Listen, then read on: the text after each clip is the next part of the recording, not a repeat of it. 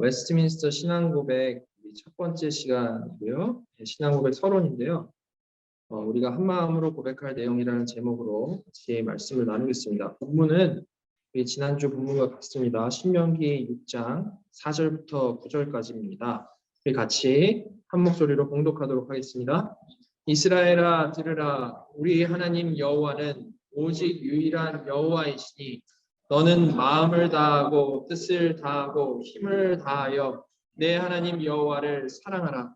오늘 내가 내게 명하는 이 말씀을 너는 마음에 새기고 내 자녀에게 부지런히 가르치며 집에 앉았을 때든지 길을 갈 때든지 누워 있을 때든지 일어날 때든지 이 말씀을 강론할 것이며 너는 또 그것을 내 손목에 메어 기호를 삼으며 내 미간에 붙여 표로 삼고 또 내 집 문설주와 바깥 문에 기록할지니라. 아멘. 네. 우리 교회에 처음 오신 분들이요. 기존에 다니던 교회들의 것들과 이제 많은 다른 점을 좀 느끼면서 생소해하는 경우가 종종 있습니다. 아마 다 정도는 다르시겠지만 그런 생소함을 대부분 좀 느끼셨을 텐데요. 그런데 그럼에도 불구하고 우리 교회를 다녀야겠다라고 마음 먹고 이제 멤버십 코스를 거쳐서 멤버가 되셨죠. 여러분, 그런 결정을 하신 근본적인 이유가 무엇이었습니까? 대부분의 사람들은 지금까지 내가 하던 것과 다른 것, 익숙하지 않은 것에 불편함을 느끼고요.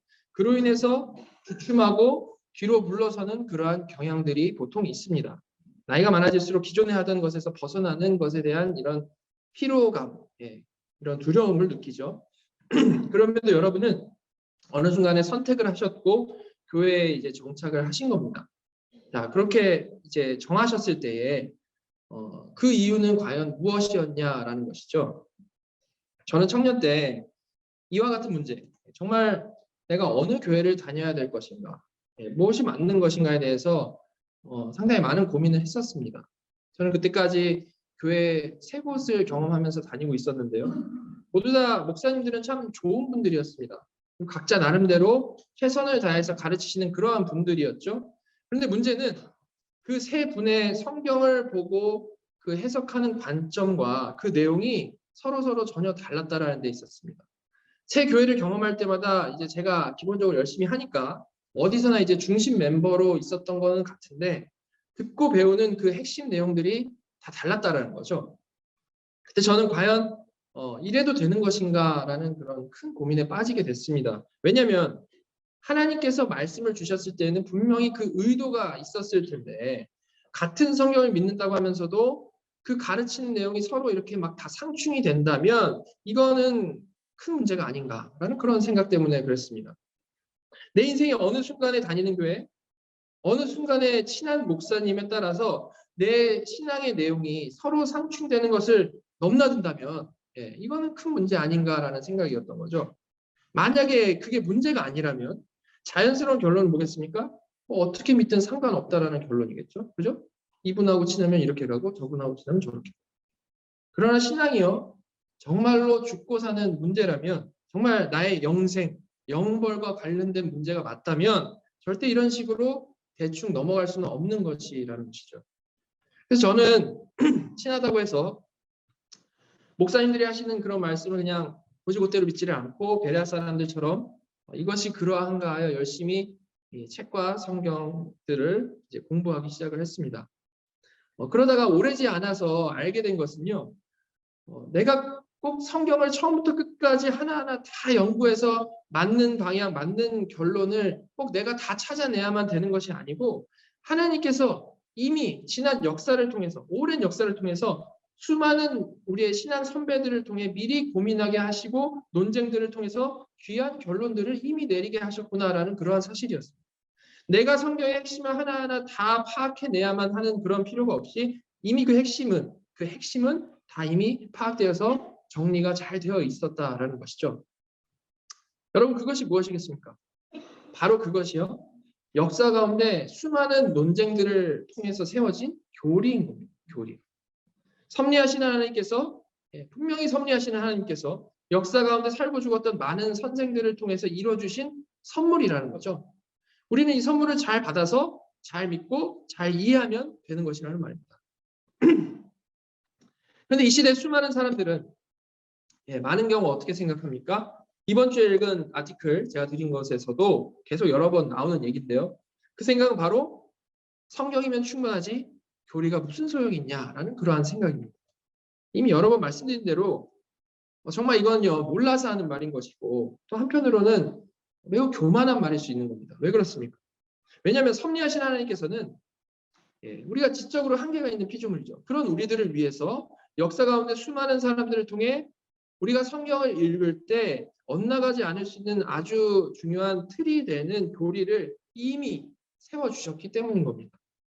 이미 세워주셨죠. 따라서 우리가 이를 겸손히 받아서 이해하고 성경을 읽게 되면 우리는 우리의 선배들이 오해하고 고생했던 그 수많은 지점에서 헤매는 그런 단계가 없이 실수 없이 바른 길로 갈 수 있는 귀한 선물을 누릴 수 있게 되는 거죠.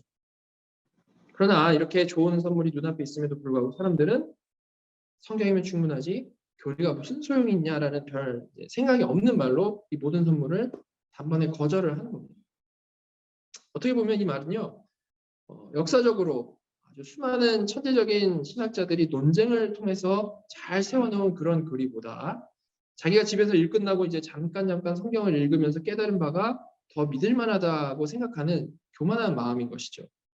어떤 분은 성령님이 깨닫게 하시면 더 깊은 깨달음을 가질 수가 있는데 왜 교리에 의존하냐라는 말씀을 하시는 것을 제가 들었습니다.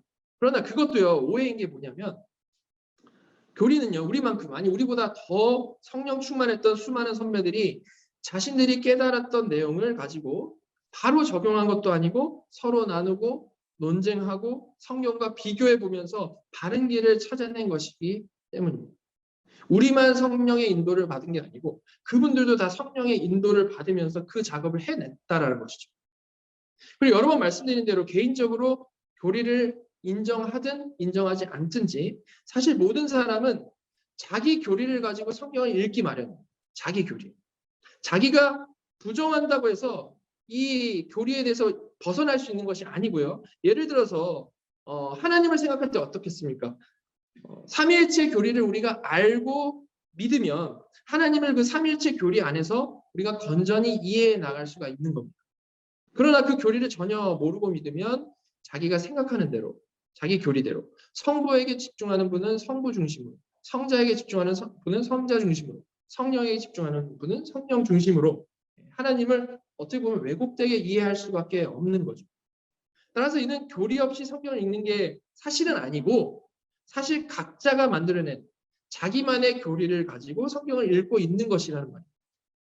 이처럼 정통 교리를 무시한다라고 해서 이 교리라는 표현을 안 쓴다라고 해서 성경을 읽을 때 교리 없이 어떤 퓨어한 상태로 성경을 읽는 게 아니라는 거죠. 모든 사람은 자기 자신의 전제를 가지고 성경을 읽을 수밖에 없는데요. 이는 결국 그 사람의 교리가 돼서 그 사람이 성경을 이해하는 데 아주 큰 영향을 미친다라는 거예요. 입으로는 성경이면 충분하지 교리가 무슨 소용이냐라고 외쳤지만 단지 그것은 잘 정립되어 있는 정통 교리를 부정하는 것일 뿐이고요. 사실은 자기도 모르게 자기 스스로 만든 어떤 정체불명의 교리나 아니면 뭐 이것저것에서 주워들은 짜집기에서 들은 그런 교리들을 영향 아래에 있는 그러한 모습일 뿐이라는 것이죠. 단지 무엇을 따르는지 그들은 겉으로 드러나지 않았을 뿐이라는 겁니다. 자, 그럼 우리가 믿을 수 있는 일관된 정통 교리, 정말 우리가 믿을 수 있는 믿을 만한 그 정통 교리에는 뭐가 있을까요? 일단 그 중에 성경을 하나님의 말씀으로 믿는 기독교라면 절대 부정할 수 없는 교리가 있는데 이를 이제 에큐메니컬 신조들이라고 말을 합니다. 여기서 에큐메니컬이라는 말은 이제 모든 교회를 아우른다라는 의미인데요. 교회라면 적어도 이 정도는 무조건 동의해야 한다라는 거죠.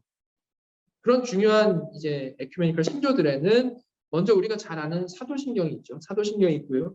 우리가 한동안 이제 신앙 고백으로 외워왔던 니케아 콘스탄티노플 신조, 사도신경보다 조금 더 많은 양을 포함하고 있죠. 그리고 아타나시우스 신조, 칼케돈 신조 등등이 있습니다. 그 중에 우리에게 가장 익숙한 사도신경의 예를 들어서 좀 우리가 생각을 해봤으면 좋겠습니다. 이것에 대해서 좀 더 잘 이해하기 위해서요. 이거 사도신경은 누구나 다 외우고 계시니까 한번 머릿속으로 떠올리시기 바랍니다. 이 사도신경의 내용이 어떻습니까? 정말 성경의 그 핵심만을 가장 간략하게 진술해 놓은 내용이죠. 그죠?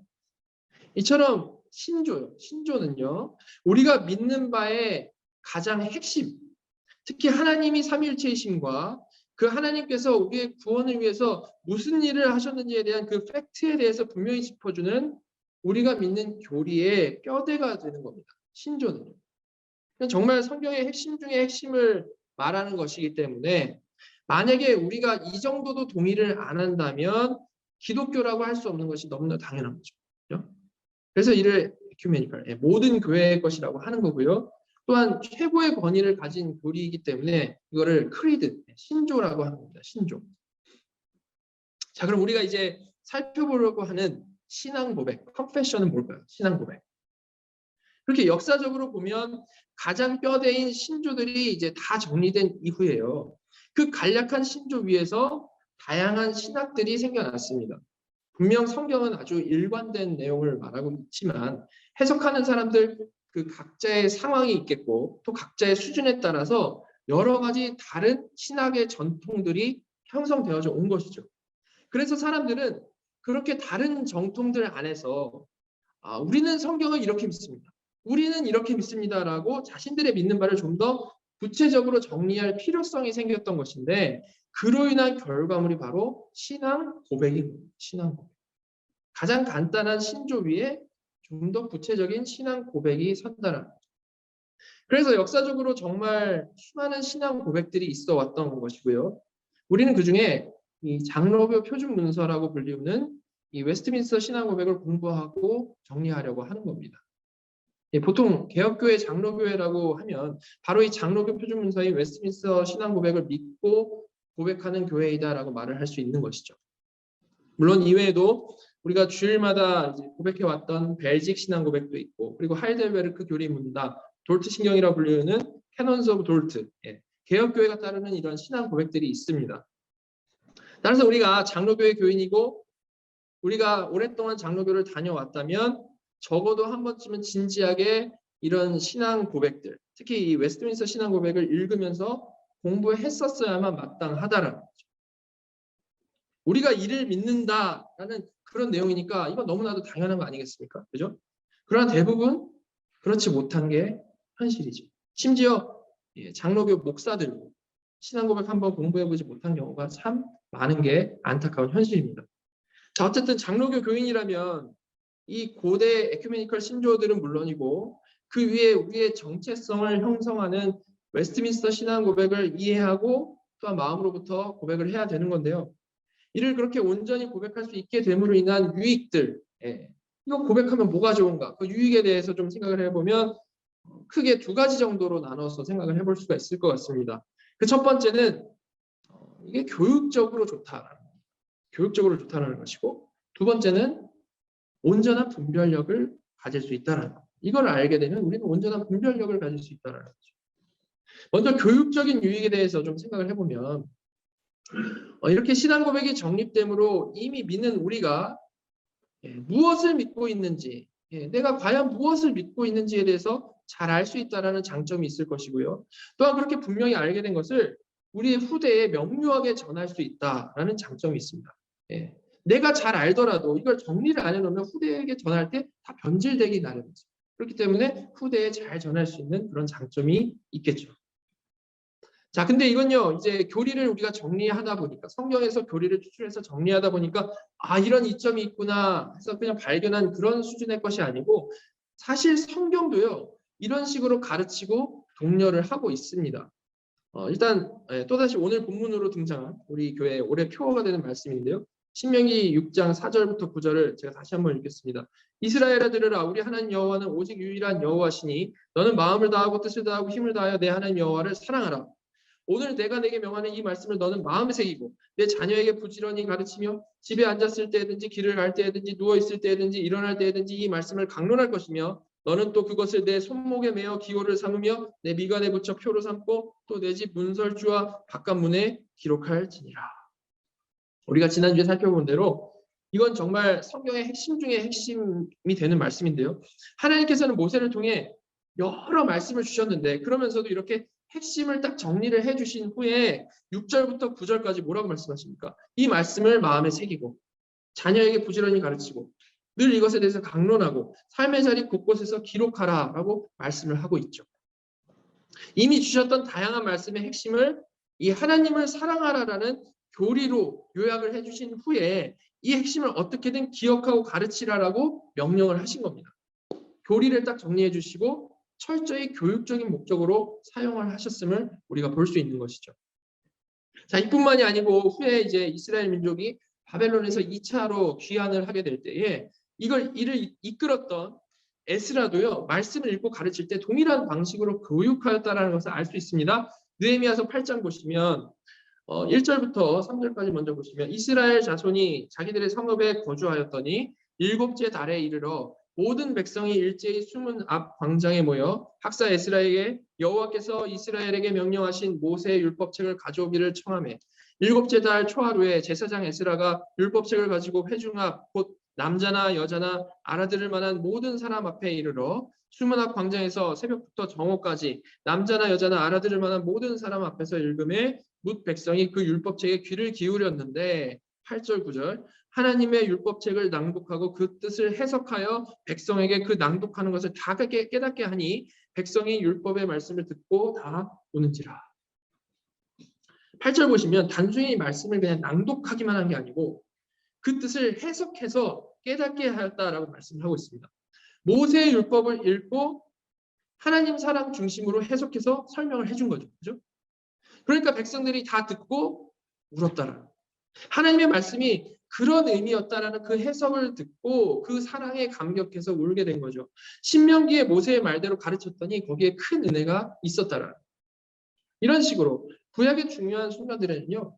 하나님의 말씀의 그 핵심을 요약해서 가르치는 일들이 일어나고 있었는데요. 이런 방식을 성경은 당연히 여길 뿐만이 아니고 독려했다라는 것을 우리가 알 수 있는 거죠. 자, 그럼 신약에서 어떻습니까?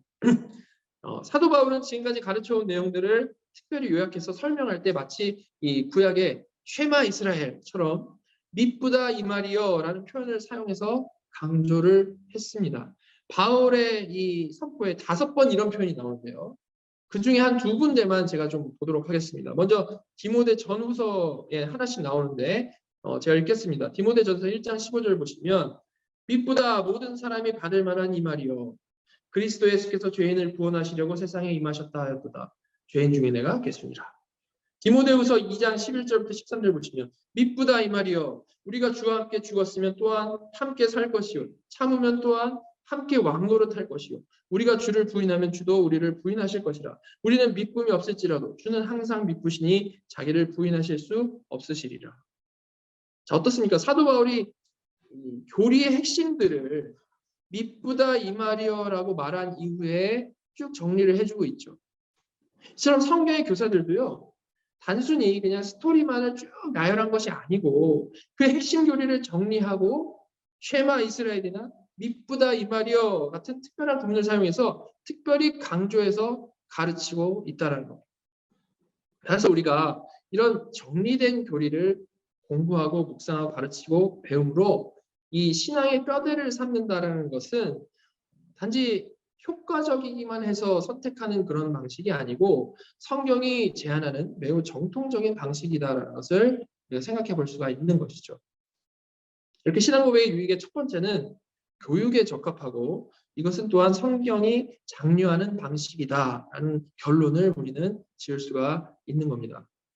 자, 그리고 이어서 신앙 고백의 유익 두 번째는 분별력을 가질 수 있다라는 겁니다. 분별력은요, 우리 신앙생활을 하는 데 있어서 너무나도 귀한 것이죠. 특히 지금같이 정말 혼란스러운 시대에는 이 분별력이라는 것은 정말 너무나도 중요한 그러한 능력인 겁니다. 물론 말씀드린 대로 이 고대 에큐메니컬 신조들이 그 분별하는 기준의 가장 핵심이겠죠. 그죠? 이게 가장 핵심에 있습니다. 만약에 이 신조들에 나온 대로 우리가 믿지를 않는다면, 예를 들어서 삼위일체 교리를 믿지 않는다면 사실 기독교도 아닌 거죠. 그죠? 하지만 문제는 뭡니까? 이 신조들만으로는 너무 구체적이지가 못하다는. 예를 들어서 우리의 구원과 관련해서 그리스도의 사역에 대해서 사도신경은 뭐라고 설명합니까? 본디오 빌라도에게 고난을 받으사 십자가에 못 박혀 죽으시고 장사한 지 사흘 만에 죽은 자 가운데서 다시 살아나셨다 정도로만 말하죠. 그렇죠? 너무 중요한 가장 핵심을 말을 하고 있습니다. 하지만 이는 그저 그런 일이 있었다라는 것에 대한 고백일 뿐인 것이지 그로 인해 어떻게 우리의 구원이 이루어지는 것입니다. 그 사실을 어떻게 믿는 것이 성경적인 것인지에 대한 설명은 전혀 나와 있지 않죠. 그래서 사실 사도신경의 내용을 우리가 다 인정하고 다 믿는다고 하면서도 이 전혀 엉뚱한 생각과 신앙을 가질 수가 있다는 겁니다. 그런데 신앙 고백은 어떻습니까? 신앙 고백 역시 간결하지만 충분하고 아주 정확히 성경이 말하는 교리를 진술을 하고 있죠. 자, 똑같이 구원과 관련된 내용인데 웨스트민스터 신앙 고백이 뭐라고 말하는지 보겠습니다. 웨스트민스터 신앙 고백 11장 1항인데요. 하나님께서 효과적으로 부르신 자들을 또한 값없이 의롭다 하신다. 즉 그들에게 의를 주입하셔서가 아니고 그들의 죄를 용서하셔서 또한 그들의 인격을 의롭다고 여겨주시고 인정하셔서 의롭다 하신다. 이는 그들 안에 만들어진 어떤 것이나 그들이 행한 어떤 것 때문이 아니라 오직 그리스도 때문이다. 또한 믿음 자체나 믿는 행위나 복음에 순종하는 다른 어떤 것을 그들의 의로 그들에게 전가하셔서가 아니고 그리스도의 순종과 속죄를 그들에게 전가하셔서 의롭다 하신다. 이때 그들은 그리스도와 그의 의를 믿음에 의해 받아들이고 의지한다. 이 믿음은 그들 스스로 갖는 것이 아니라 하나님의 선물이다. 뭐 이 내용에 대해서는 제가 나중에 하나하나 아주 자세히 다 설명을 해드릴 텐데 일단 분명한 것은 매우 구체적이고 매우 정교하다. 매우 구체적이고 매우 정교하다. 신앙 고백은 신조에 기본적으로 기술되었던 그 팩트 위에 좀 더 구체적으로 바른 방향성을 더하고 있는. 따라서 신조들을 고백한다고 하면서도 전혀 성경적이지 않게 성경을 해석하고 신앙을 가질 수도 있고 심지어 이단이 될 수도 있는데요. 우리가 신앙 고백을 정확히 공부함으로 온전한 분별력을 갖게 된다면 그렇게 곳곳에 널려있는 이런 어떤 수많은 유혹들로부터 우리가 보호받을 수 있을 뿐만이 아니라 가장 성경적인 관점을 우리가 굳게 가질 수가 있는 것이죠. 이렇게 신앙 고백을 공부하는 것은 어떤 철진한 구시대의 산물을 그냥 고집스럽게 우리가 공부하는 그런 게 아니고 혼란스럽고 정말 아무런 기준이 없어지는 이 시대에 너무나도 중요한 우리의 믿는 바를 바르게 이해하고 분별력을 갖는 그러한 과정인 것입니다. 너무나도 귀한 단계고 우리의 정체성을 분명히 갖는 그러한 단계라는 것이죠. 자, 마이클 홀트는 교리와 신학의 중요성에 대해서 이렇게 말을 하고 있습니다. 개별적인 신자로서 그리고 교회로서 우리가 성령님께 이끌려 말씀으로 돌아가지를 않으면 언제나 우리는 나락으로 떨어지기 쉽다. 그러므로 우리는 언제나 성령님께 의존하여 그 말씀에 근거를 둔 신학이 필요하다. 기독교 교리 연구는 언제나 온 교회의 믿음과 실천을 위한 학자들이나 심지어 목회자들만을 위해서만이 아니라 전체 성도들의 교제를 위한 필수 불가결한 기획이다. 신조를 고백하는 모든 사람은 늘 신조의 깊이와 함의에 대한 이해에 있어서 자라가야 합니다. 그리스도의 은혜와 그리스도를 아는 지식에 있어서의 이러한 길을 걷지 못한다면 이를 대신하는 다른 길은 경건한 체험이나 선행이 아니라 이 덧없는 악한 세대의 권세에 점차 동화되는 길일 뿐일 것이다. 이거 간단히 말하면요. 우리가 죄 가운데 떨어지지 않기 위해서 옳게 분별하여서 바른 길을 가기 위해서는 성령님께 이끌려 말씀으로 돌아가야 하는 것인데 이는 올바른 신학 아래서 가능하다라는 그런 말입니다.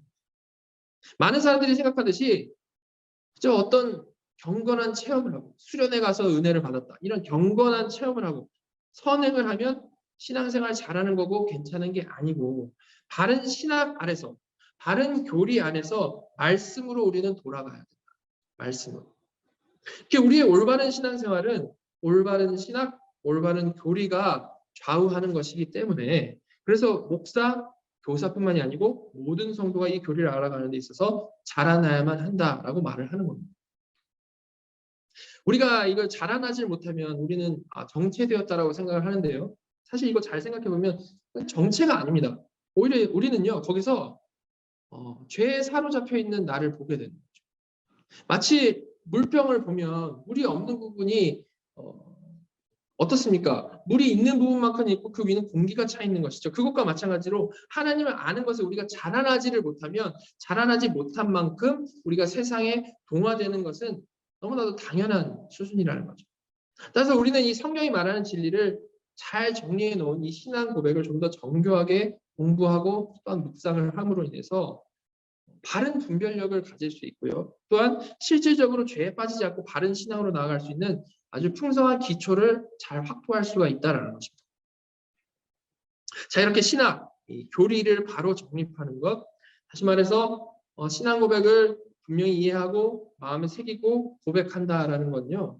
교육적인 면에 있어서와 또한 분별하는 데 있어서 또한 바른 신앙 아래 우리가 자라나는 데 있어서 매우 중요하다라는 생각을 우리가 정리를 해봤습니다. 교리 신앙 고백이 얼마나 중요한지에 대해서 말씀을 드린 거죠. 자, 그럼 이제는 왜 이 수많은 신앙 고백들이 있는데 그 중에 특히 웨스트민스터 신앙 고백을 우리가 더 중요시하고 또한 장로교 표준문서로 사용하고 있는 것인지에 대해서 간단히 좀 생각을 해보도록 하겠습니다. 사실 이건요 우리가 역사적으로 조금만 살펴보면 그 이유를 좀 잘 알 수가 있죠. 웨스트민스터 신앙 고백은 17세기에 청교도혁명 시절에 소집된 웨스트민스터 총회를 통해서 결정된 신앙 고백입니다. 웨스트민스터 총회요. 일단 이 총회에는요 151명이 초대가 됐습니다. 그런데 그 중에 121명이 목사고 신학자였죠. 거의 다 목사 신학자였죠. 그 가운데 아주 뛰어난 청교도 신학자들도 대거 참석을 하고 있었습니다. 그리고 이들이요 어느 정도 기간 동안 이 일을 했냐면 무려 5년 7개월 22일 동안 5년 7개월 22일 동안 거의 날마다 모여서 1163회의 회의를 진행했다라고 기록이 되어 있습니다. 한번 이에 대해서 좀 실제적으로 생각을 해보시기 바랍니다. 그 많은 사람이 자기 본래 하던 사역이 있을 거 아니에요. 다 목사 신학자였으니까. 그거 5년 반 이상 내려놓고 한 곳에 모여서 이 일에만 몰두했다는 거죠. 우리는 큰 회의를 하고 컨퍼런스를 하면 일주일 하기도 힘들죠. 그렇죠? 그런데 이분들은 자그마치 5년 반 이상을 모여서 이 일을 했다는 거예요. 그들이 와서 지내는 숙식비가 있었을 거고 회의 참석하는 비용, 원래 사역하던 곳에 사역하던 곳 지원하는 그런 비용들이 있었을 거고 정말 어마어마한 비용이 들었겠죠. 지금으로 하면 거의 수백억, 수천억이 들었을 겁니다. 아주 초대형 프로젝트였다라는 거죠. 절대 이게 개인적으로나 교회적으로 할 수 없는 규모의 일인데요. 바로 이런 엄두도 낼 수 없는 이 어마어마한 일을 그때 영국 국가의 지원을 받아서 할 수 있었다라는 거죠. 여러분 그 비용과 상황을 생각을 해볼 때 이런 일은 절대 이게 다시 일어나기 힘든 일이라는 거예요. 그리고 시기를 봐도 이 신앙 고백이 언제 작성이 된 것이냐면요. 이전의 종교개혁의 그 성과들과 이전에 수많은 신앙 고백들이 막 나왔었는데 그 마지막으로 그 장점들을 다 수렴할 수 있는 그 마지막에 위치를 하고 있기 때문에 그 결과가 당연히 높게 평가될 수밖에 없다라는 겁니다. 그래서 지금까지도 장로교 표준문서로 쓰이고 있는 거죠. 너무 정교하기 때문에. 근데 이렇게 웨스트민스터 신앙 고백의 탁월함, 너무 탁월하고 이 신앙 고백이 올바른 분별의 기준이 된다라는 것을 강조를 하게 되면 늘 같이 따라오는 반론이 있죠. 그게 뭐겠습니까? 그래서 웨스트민스터 신앙 고백은 무호하다라는 말이냐? 이런 반론이 자연스럽게 따라오죠. 무호해서 이것이 모든 것을 판단할 기준이 되겠느냐라는 그런 말인 겁니다. 이것도 결국 사람이 만든 거 아니냐? 그런 얘기인 거죠. 그죠? 성경만으로 충분하지 교리가 뭐가 중요하냐라는 말을 하시는 분들이 주로 이렇게 이제 반론을 제시를 합니다. 그러나 웨스트민스터 신앙 고백은 전혀 스스로 무호한 것이라고 생각을 하지는 않습니다. 자, 1장 마지막에 이렇게 말을 하고 있죠. 1장 9항과 10항을 보시면 성경 해석의 무호한 규범은 성경 자체다. 그러므로 어떤 구절의 참되고 온전한 의미에 관해서 의문이 들면 그 의미는 여러 가지가 아니라 하나밖에 없으니 더 분명하게 말하는 다른 구절들을 통해서 그 의미를 찾아 알아내야 한다. 10항 최고의 재판관은 성경 안에서 말씀하시는 성령님 외에는 누구도 될 수 없다. 그 재판관이 종교에 관한 모든 논쟁거리를 판정하여야 하고 교회들의 모든 결정, 고대 저자들의 견해, 사람들의 가르침, 사사로운 영감을 검토하여야 하며 우리는 그분의 판결에 따라야 한다. 예, 웨스트민스터 신앙고백은 성경 해석의 무한 규범이 되는 것은 성경 자체다라고 분명히 말을 하고 있습니다. 성경이 가장 높은 권위라는 것을 분명히 말을 하고 있죠. 그리고 성령님에 의해서 진리가 이 성경에 기록이 된 것이니까 성령님께서 최고의 재판관이시다라는 것을 분명히 말을 하고 있는 겁니다. 즉 신앙 고백은 스스로 완벽한 진리이기 때문에 여기 설명된 진리는 절대 틀릴 수 없고 절대 번복될 수 없다라는 식으로 여기서 전혀 설명을 하지 않고요. 오히려 성경 자체와 성경의 저자이신 성령님의 권위가 최고다라고 아주 명시를 하고 있죠. 자, 그럼 이 성경과 이 신앙 고백 사이의 관계 우리가 어떻게 정리를 해야겠습니까? 신앙 고백은 성경의 권위를 넘어서거나 위협하는 어떤 것이 절대 아니고 성령님이 원저자이신 이 성경의 그 온전한 의미를, 그 핵심적인 의미를 더욱 명료하게 드러내기 위한 보조적인 툴로 우리가 생각을 해야 되는 거죠. 여전히 인간이 정리한 것이기 때문에 절대 무한 것 아니고 교정되어질 수 있는 가능성은 늘 열려있는 문서라는 겁니다. 그죠? 자, 근데 이제 이게 원리적으로는 그런데 그럼에도 불구하고 우리가 여전히 이 거의 400년 된 문서를 이제 귀하게 여기고 우리 신앙의 고백으로 삼는 그 이유는요. 이미 살펴본 대로 수많은 신학자들이 이 종교개혁 이후에 정립되어 온 귀한 지식을 가지고 그렇게 오랫동안 토론을 하고 논의한 그 깊이와 정교함을 지금 우리가 넘어설 가능성이 별로 없기 때문에 그런 거죠. 변함없는 말씀을 가지고 또 뭔가 새로운 교리를 정립할 그런 일이 별로 없다라는 거예요. 물론 시대가 변하면서 우리의 적용점이 좀 달라질 수 있고요. 그로 인해서 조금씩 달리 볼 수 있는 부분들이 분명히 있기도 합니다. 차차 이에 대해서 이야기를 나눌 건데요. 그러나 성경이 강조하는 변함없는 그 핵심 진리는 이보다 더 정교하게 정리될 가능성이 별로 없기 때문에 우리는 이 신앙 고백을 어떤 그냥 잠깐 드는 생각들, 그런 논리들로 경솔하게 바꿀 생각을 하기보다는 더 깊이 연구하고 더 온전하게 고백을 함으로 여기서 진술하는 교리의 유익을 누려야지 마땅하다. 자, 지금까지 이 정통 교리를 아는 것이 얼마나 중요한지, 그리고 그 중에서도 웨스트민스터 신앙 고백의 중요성과 그 가치가 어떠한지에 대해서 나눴습니다. 자, 그럼 이제 알았으니까 어떻게 해야 될까요? 실천을 해야겠죠, 그죠? 열심히 공부하고 가르치고 배워서 바른 분별력과 신앙을 가지고 세상에 동화되지 않고 이겨나가야 할 것입니다. 그렇죠? 그럼 신앙 고백을 공부한다는 건요. 단지 우리가 장로교 신자이기 때문에 우리가 뭘 믿나 살펴보자 정도의 그런 의미를 가진 것이 아니고 우리 신앙생활에 실제적으로 중요한 영향을 미치는 이 너무나도 중요한 과정을 우리가 지나고 있는 것이라는 말이에요. 지난주에 말씀드린 대로 우리는 어떻습니까? 알아야지 하나님을 제대로 사랑을 할 수 있고요. 그 알아야 할 내용을 우리가 정말 성경에서 찾을 수가 있는 것인데 그것을 가장 잘 요약한 글이 바로 신앙 고백이라는 거죠. 틀이 됐다는 거죠. 뼈대가 된다는 거죠. 그러니까 우리가 이를 공부하는 것을 절대 게을리할 수가 없겠죠. 자, 이렇게 신앙 고백으로 대표되는 교리를 공부하는 것은 너무나도 중요한 것이기 때문에 존 칼빈은 기독교 강요 헌사에서 이렇게 말을 했습니다. 내가 교회에서 교사의 직책을 맡은 이후 순수한 경건의 교리를 보존하여 교회를 유익하게 하는 것 외에 어떤 다른 의도도 가진 적이 없었다. 칼빈의 시대에는요. 웨스트민스터 신앙 고백 없었죠. 그죠? 근데 칼빈 역시도 신앙 고백과 이걸 가르치기 위한 교리 문답을 직접 만들어서 성도들에게 가르쳤습니다. 그만큼 하나님의 말씀을 중요시하고 잘 가르치기를 원하는 마음을 가진 사람들에게 신앙 고백을 가르치는 것은요. 정말 너무나도 이게 당연한 거고 중요한 교육의 방식이라는 것이죠. 따라서 이런 귀한 정통 교리를 우리가 공부한다는 것은 특별히 우리 장로교가 따르는 신앙 고백을 공부한다는 것은 정말 매우 복된 여정이 되는 겁니다. 절대 이게 고리타분하고 해도 되고 안 해도 되는 그런 어떤 것이 아니라는 거죠. 앞으로 우리가 웨스트민스터 신앙 고백 내용들 하나하나 공부해 나갈 것인데 어떻게 보면 정말 다시 경험하기 힘든 이런 이 기회에 우리가 믿는 바에 대해서 모두 다 좀 잘 정립해 나가셨으면 좋겠고요.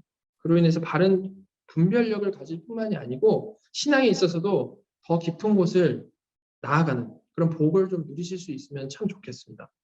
자, 우리 모두의 그런 은혜가 있기를 정말 소망하는데요. 자, 이제 마지막으로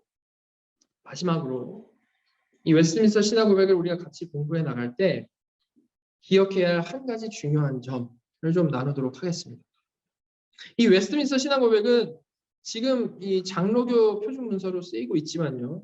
이 총회가 열렸을 때는요. 단순히 이 장로파 목사들만 참석한 것이 아니었습니다. 물론 장로파 목사들이 여기에 대다수였지만요. 이 영국 성공회와 그 정신을 같이 하는 에라스투스파 사람들도 있었고 개별 교회를 강조하는 독립파 사람들도 이 총회에 참석을 했다라는 거죠. 이렇게 서로 다른 관점을 가진 신학자들이 모여서 하나의 신앙 고백을 정리해 나갔다는 거죠. 여러분, 이런 다름으로 인해서 발생할 수밖에 없는 문제가 뭐겠습니까? 그것은 쉽게 무언가를 결정하기가 힘들다는, 쉽게 뭔가를 결정하기 힘들다. 다른 배경에서 왔으니까 그들의 표현 방식, 개념들이 조금씩 다 달랐겠죠. 그죠? 특별히 장로파, 에라스투스파, 독립파로 갈라진 이유가 되는 그 교회 정치에 관한 관점은 그들이 서로 완전히 달랐습니다. 그래서 당연히 그 사이에서 다른 부분이 이곳저곳에서 드러나게 되었고 이를 해결하기 위해 수많은 토론들을 하게 된 것이죠. 물론 그 과정에서 그들은 많이 힘들었겠죠. 그러나 그로 인해 우리는 오히려 유익을 얻는. 왜 이것이 우리에게 유익일까요? 그 이유는 서로 다른 사람들이 모여서 토론을 하는 바람에 허용할 수 있는 범위와 허용 불가능한 범위를 아주 이분들이 많이 고민한 후에 이 신앙 고백이 탄생했기 때문입니다. 이런 치열한 토론들이 있었기 때문에 우리는 이 매우 정교하고 날카롭게 정리된 신앙 고백, 그럼에도 불구하고 또한 그 모두를 포함했기 때문에 상당히 포괄적인 신앙 고백을 전수받을 수 있게 된 거죠. 자, 이 회의의 이런 특징에 대해서 로버트 레담이라고도 하는데 이렇게 말합니다. 웨스트민스터 총회의 수용성은 배타적이기보다는 오히려 포괄적이다. 이 총회는 교리와 관습의 수용 가능한 범위 내에서 가능한 가장 광범위한 정도의 합의에 도달하려고 노력했다. 이게 되게 중요한 것 같습니다. 우리가 앞으로 신앙 고백을 공부해 나갈 때 이렇게 자기 표현을 줄이고 포괄적으로 쓴 부분이 어디인지를 좀 확인해 나갈 건데요. 이걸 보면 우리도 이들이 가졌던 이런 이 진리 안에서 서로 포용하는 마음을 같이 가져야 한다는 거죠. 제가 말하고 싶은 부분이 이 부분인 겁니다. 포용적인 것. 포용적인 것. 그래야만 하는 이유가 뭡니까? 성경이 우리에게 그렇게 명령하기 때문인 거죠.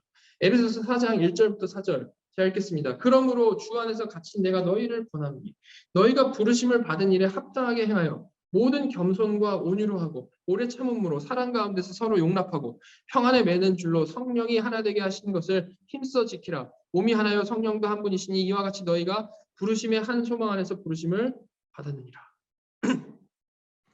성령께서 하나 되게 하신 것을 힘써 지키는 것이 하나님의 거듭난 성도를 향한 명령이고 명령. 이게 바로 이웃사랑, 서로 사랑의 결과인 거죠. 사람은 언제나 각자의 상황과 이해 정도에 따라서 이 성경을 이해하는 수준과 이를 따르는 방식이 조금씩 다를 수밖에 없습니다. 다 다른 사람이니까 그렇죠. 그죠? 진실하게 바른 신앙을 추구한다 해도 각자의 성향, 각자의 역량, 그리고 주신 은혜에 따라서 믿는 모습들이 조금씩 다를 수밖에 없다는 거예요. 그러나 그 다름이 절대 타협할 수 없는 그런 어떤 중요한 본질적인 부분이 아니다라면, 그게 아니다라면, 본질이 아니다라면 우리는 그 다름을 최대한 용납하기 위해서 노력을 해야 되고 하나 되려는 정신을 늘 유지를 해야 된다는 거죠. 제가 왜 이것을 마지막으로 말씀드리는가 하면 이 교리를 탐구하고 신앙 고백을 정리한다는 것 자체가 아주 민감함을 가지고 가장 온전한 진리를 찾는 귀한 모습인데요.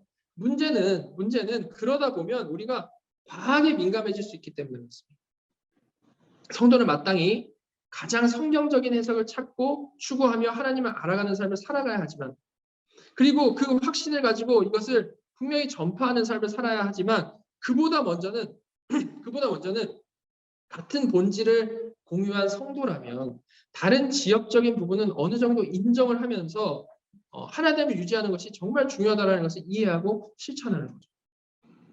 여러분, 우리가 이걸 염두로 하기 쉽지가 않은데요.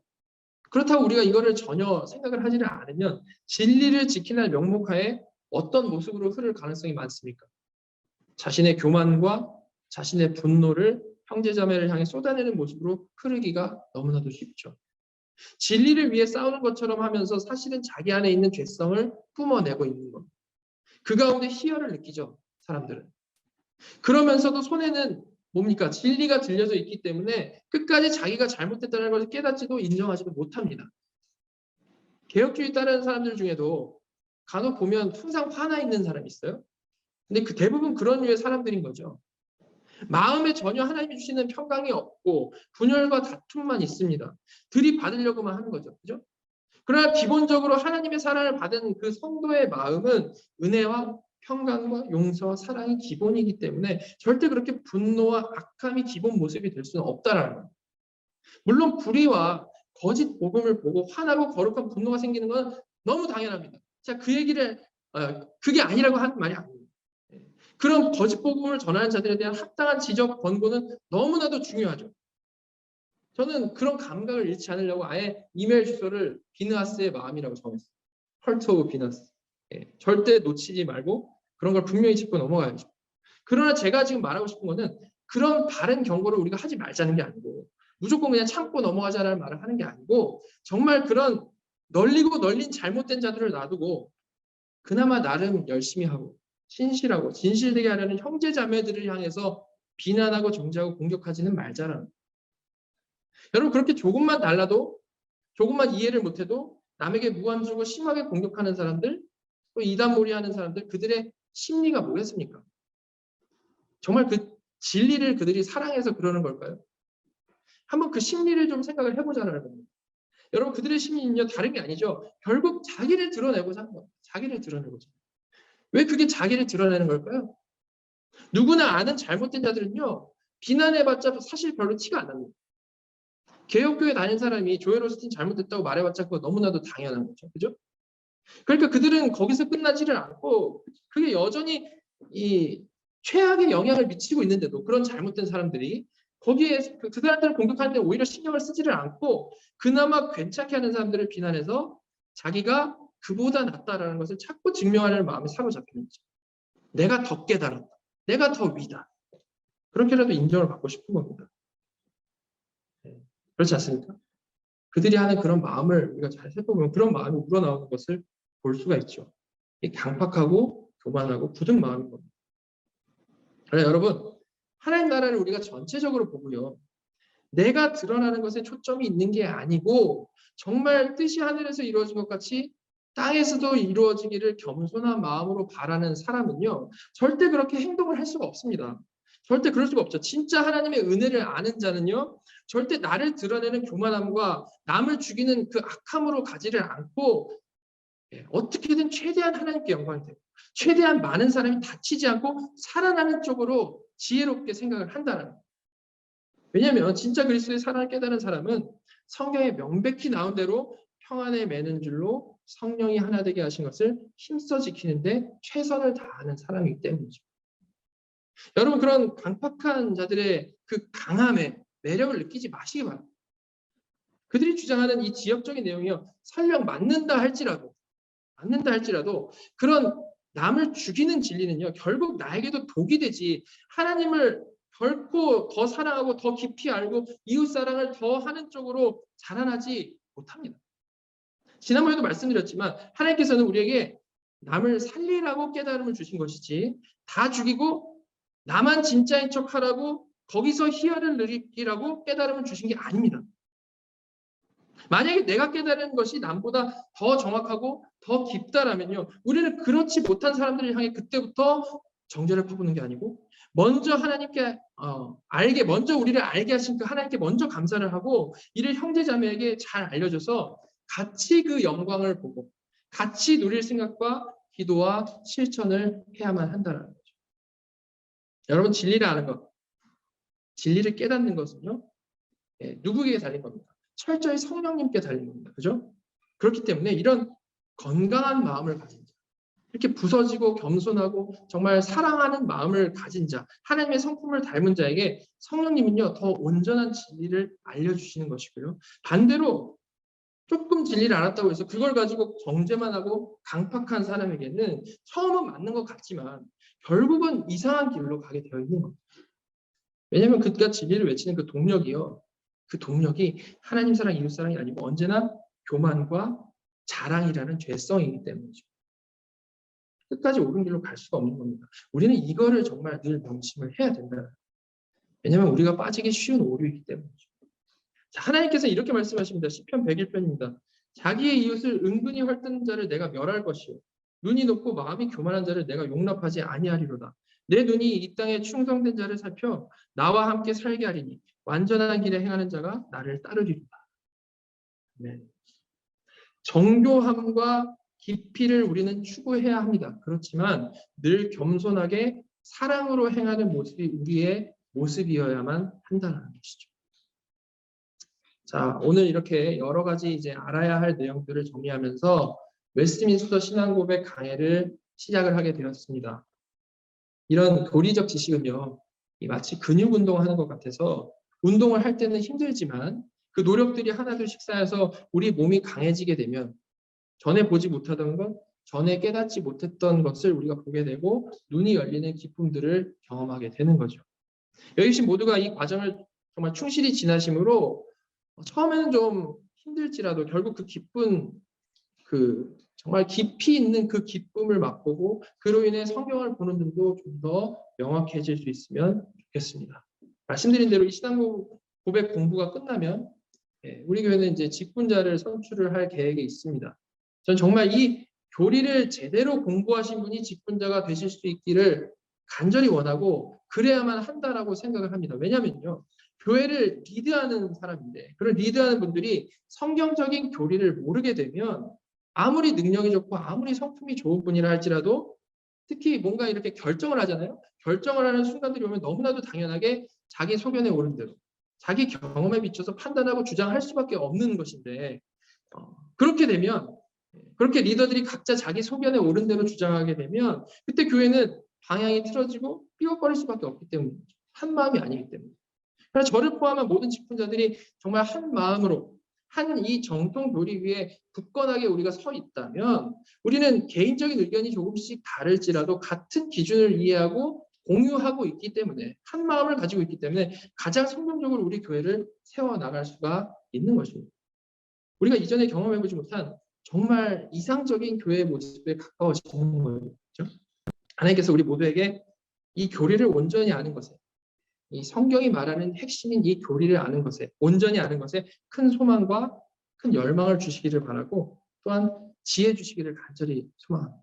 그래서 정말 하나님의 진리 위에 굳게 선 귀한 직분자들이 세워지고 또한 그 직분자들의 인도가 매우 성경적이고 교리적으로 합당함을 제대로 알아보고 기쁜 마음으로 그들을 따르는 귀한 성도들이 정말 한 교회를 이뤄나가는 복된 교회가 우리 교회가 될 수 있기를 간절히 바랍니다. 저 여러분 모두를 하나님께서 정말로 강력하게 인도해 주셔서 깨닫게 해주시고 큰 은혜 주시기를 간절히 소망합니다. 같이 기도하도록 하겠습니다. 하나님 역사를 통해 섭리하셔서 수많은 사람들에게 성경을 깨닫게 하시고 이런 교리 체계를 정리하게 해주셔서 우리가 쉽게 깨달을 수 있는 길을 열어주심에 감사드립니다. 하나님 앞으로 저희가 이 웨스트민스터 신앙고백을 가지고 성경이 말하는 것이 무엇인지 우리가 믿는 바가 무엇인지 하나하나 살펴보려고 합니다. 지혜 주셔서 이 기술된 내용을 이해하는 데 부족함이 없도록 하여 주시고 하나하나 깨달아가는 데에 큰 은혜가 넘칠 수 있도록 인도하여 주시옵소서.